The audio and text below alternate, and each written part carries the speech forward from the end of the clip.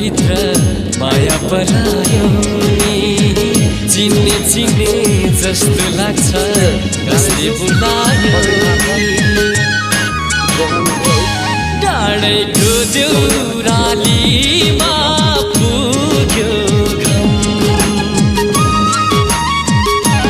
डाँडैको देउरालीमा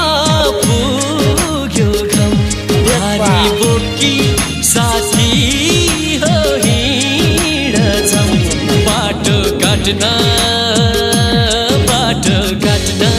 सँगसँगै गाउँदै जाऊँ बाटो